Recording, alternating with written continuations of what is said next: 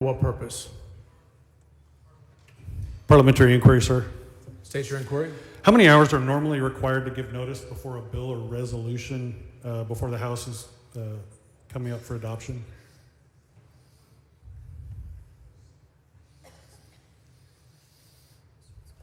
I can only speak to questions about this resolution at this time. Okay, Mr. Speaker, we're expected to process a vote on rules that'll dictate how the body operates this session when it was filed at 4 a.m. And I know it's only 19% and 44 pages. Mr. Speaker, I just don't feel like with this being as important of a topic as it is, I would like to recommend that we actually move this to another day so that the members and the freshmen can actually do this. Is this something you'd consider, Mr. Speaker? Recognize a motion for that? So that would not be a proper parliamentary inquiry at this time. If you have a motion, you can bring it down to the front. Mr. Speaker, does the gentleman yield for a couple questions? Mr. Hunter, does the gentleman yield? Yes. Mr. Chairman, is it fair to say that just last week in our caucus meeting, you did state that you would bring forward the 88th caucus rules and hand them, like that's where we would start today? Yes. Is it also fair to say that it's not normal, what we're doing today in the 10 years I've been here is not normal to have them modified before they come to the floor?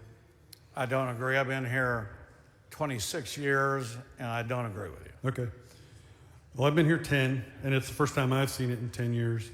And I know it's only 19%, 44 pages, but that's a lot, especially for 25 or 30 freshmen. I'd understand if it were the same rules being filed from the 88th session. Mr. Chairman, do you feel it's fair to the members and our constituents to cram a rules package through with what appears to give Democrats, when I read it, it looks like they get more power, and we want to be able to look at it and actually make amendments that are important to us and our constituents? I don't feel that that's fair. What would you say if I were to ask you, why did this happen so quickly? Mr. Tinderholt, the rules, as you've indicated, 81%, everybody's known about since 2023. Mm-hmm. So the remaining 19%, I think we got to all be honest in here. Eliminating committees, talking about chairs and subcommittees and vice chairs, that's been pretty well talked about for probably 2 to 4 years. So is this a surprise? No, I don't think so. 2, I don't think we're cramming anything. You're very much involved for 10 years. Major bills come before just like this. This is nothing unusual.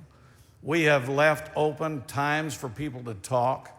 We've been working on these issues, not for a week to 2 weeks. We've been working on this for weeks. In fact, different groups in this room have been holding meetings on rules for at least 7 months. So do I think it's a cram? No. Do I think these issues, I don't care whether you've been here 100 years or this is your first year. Most everybody is aware of these issues.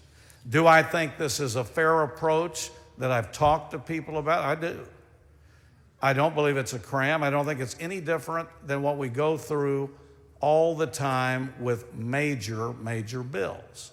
But I've also been available and talked to everybody that wanted to talk, and that's why I'm here.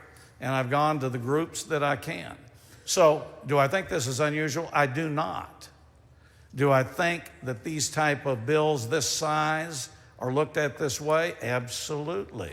But do I really believe a lot of people have been involved with these concepts? Yes. So I don't think there's a lot of surprises on the concepts.